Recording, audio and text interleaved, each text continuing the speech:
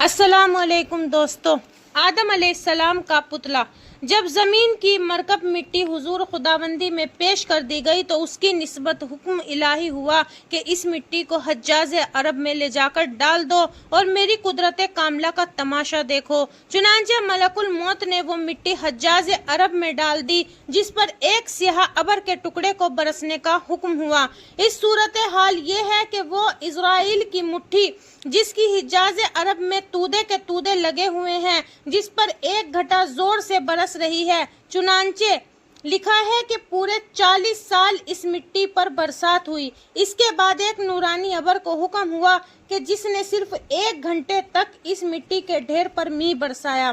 یہاں جناب رسول کریم صلی اللہ علیہ وسلم ارشاد فرماتے ہیں کہ اے میری امت، تمہیں معلوم ہے کہ وہ 40 سال کی بارش کیسی تھی؟ پھر جناب خود ہی ارشاد فرماتے ہیں کہ 40 برس آدم کے پتلے پر غم کی گھٹا برسی اور 1 ساعت خوشی کا میہ برسا۔ جب اس مٹی کے ڈھیر پر 40 سال غم اور 1 ساعت خوشی کا میہ برس چکا تو اس کے بعد بحکم ایزدی 70,000 ملائکہ چشمائے رحیق اور سلسبیل سے پانی لائے اور اس مٹی پر ڈالا۔ پھر جب وہ مٹی اتنی عظیم بارش کے بعد اچھی طرح خمیر ہو گئی تو اب تمام فرشتے بموجب حکم ربی الگ ہو گئے اور مسور حقیقی جس کو بلا شرکت غیر تصویر بنانے کا حق حاصل ہے، اس نے اپنے دست قدرت سے اس پر ایک اور پیاری صورت کھینچی جس سے قدرت کا ایک پورا کمال ظاہر ہوا۔ نیز اس کے ایک اشارے پر پتلا آدم کی تمام اعضاء فرشتوں نے بنائی اور اس کا چہرہ خود اللہ تعالیٰ نے بنایا۔ جناب رسول صلی اللہ علیہ وسلم فرماتے ہیں کہ اے میری امت کے لوگوں، دیکھنا کبھی غصے میں آ کر کسی چھوٹے بڑے کے چہرے پر تماچا نہ مارنا، کیونکہ یہ چہرے خود مولا کریم نے بنائے ہیں۔ سبحان اللہ۔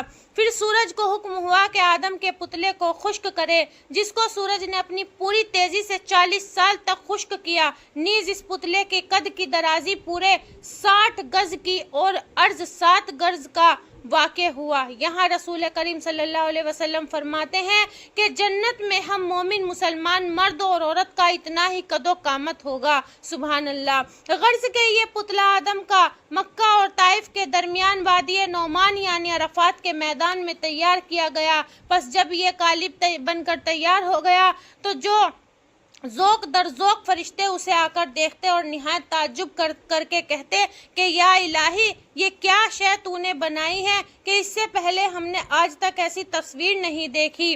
اللہ اللہ، جماعت ملائکہ کی آ رہی ہیں تو تعجب اور حیرت کی نظروں سے دیکھتی ہیں اور چلی جاتی ہیں۔ کتب تفاسیر میں مرقوم ہے کہ خداوند عالم نے حسن انسان جو 100 حصے کے جس سے 99 حصے آدم کو دے دیے اور 1 حصہ تمام اولاد آدم کو۔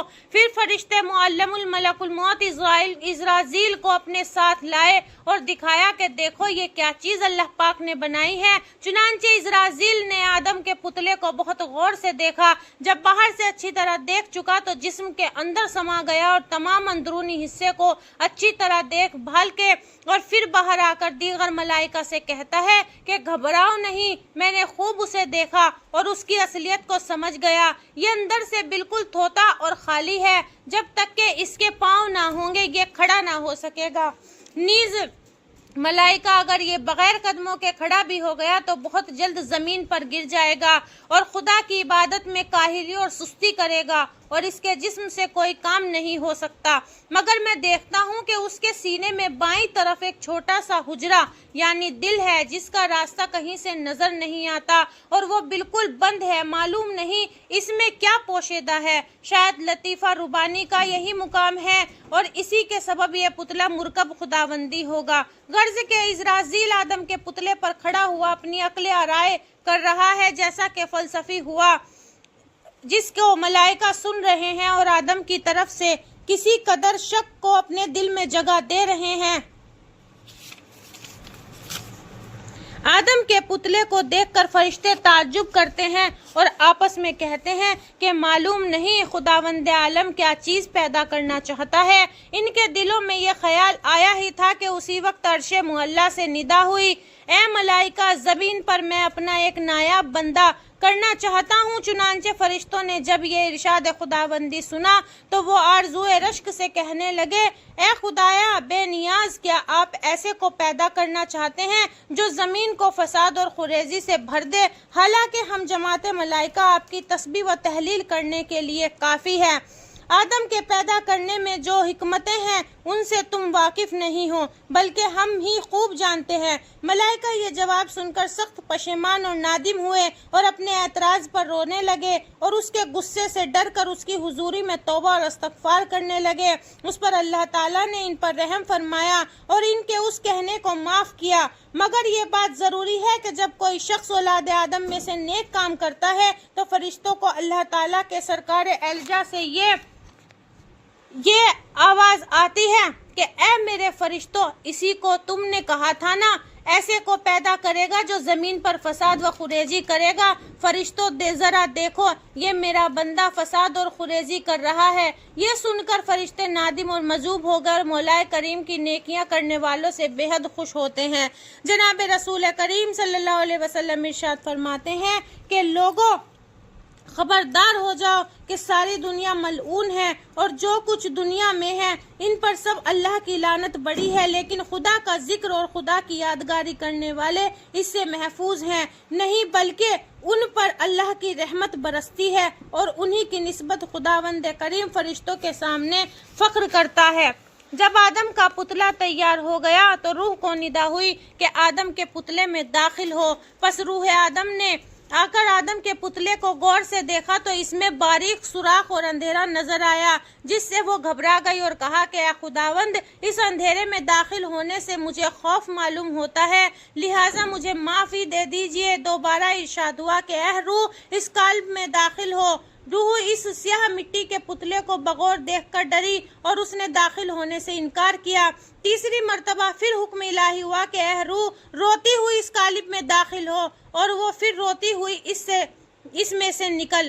اب تو روح کو حکم قہاری سے ڈر کر روتی ہوئی آدم کے پتلے میں ناک کے سوراخوں میں سے داخل ہوئی۔ یہاں جناب رسول کریم صلی اللہ علیہ وسلم ارشاد فرماتے ہیں کہ اگر روح اس روز آدم کے قالب میں خوشی اور حاکم اول ہی میں داخل ہو جاتی تو آدم اور اولاد آدم کی نیز بھی بہت آسان ہوتی اور رضا و محبت کے ساتھ روح قلب سے جدا ہوتی، مگر افسوس کہ روح نے سب کو غم میں ڈال دیا۔ غرض کے تیسری مرتبہ روح قالب میں داخل ہو گئی اور ناک کے نتنوں سے داخل ہو کر دماغ تک پہنچی کہ آدم کو چھینک آئی۔ اسی وقت آدم کو اللہ پاک کی طرف سے الہام ہوا کہ اس چھینک کے جواب میں الحمدللہ کہو۔ پس آدم نے چھینک لیتے ہی الحمدللہ کہا، جس کے جواب میں عرش معلیٰ سے یرحمک اللہ یعنی اللہ تجھ پر رحم کرے گا جواب آیا۔ نیز بے حقیقی کتاب الیاسہ میں حضرت عبداللہ بن مسعود روایت کرتے ہیں کہ فرمایا جناب رسول کریم صلی اللہ علیہ وسلم نے کہ جب روح حضرت آدم کی کمر تک پہنچی تو وہ فوراً ہی کھڑے ہو گئے، لیکن چونکہ ابھی پچھلا حصہ مٹی کا تھا اس لیے فوراً ہی گر پڑے۔ اس وقت اللہ تعالیٰ نے فرمایا انسان بڑا جلد باز ہے۔ پھر رفتہ رفتہ روح آدم کے تمام پتلے آدم میں سرائیت کر گئی، نیز اس پتلے کے خاکی میں سر سے لے کر پاؤں تک جہاں روح پہنچ رہی تھی وہ سیاہ پتلا 14ویں رات کا چاند بنتا چلا جا رہا تھا۔ پھر جب آدم نمونہ حسن و جمال کر بیٹھے تو سب سے پہلے ان کی نظر جس شے پر پڑی وہ عرش الہی تھا، جس پر لکھا تھا لا الہ الا اللہ محمد الرسول اللہ۔ آدم نے دیکھ کر سب سے پہلے کلمہ طیبہ پڑھا اور پھر اظہار تعجب دریافت کیا کہ اے میرے خالق و مالک، یہ آپ کے نام کے ساتھ محمد رسول اللہ کس کا نام ہے؟ ارشاد علی ہوا کہ اے آدم، ہم تمہاری اولاد میں سے بہت سے پیغمبر اور نبی پیدا کریں گے جن میں محمد رسول صلی اللہ علیہ وسلم کو ہم اولاد آدم کا سردار بنائیں گے۔ چنانچہ اسی بنا پر جناب رسول صلی اللہ علیہ وسلم ارشاد فرماتے ہیں کہ میں تمام اولاد آدم کا سردار ہوں اور کچھ فخر سے نہیں کہتا ہوں۔ باقی کا کل کی ویڈیو میں ویڈیو پسند آئے تو ویڈیو کو لائک، شیئر اور چینل کو سبسکرائب کریں، اور دین کے متعلق آپ کو کچھ بھی جاننا ہو تو پلیز کمنٹ کریں۔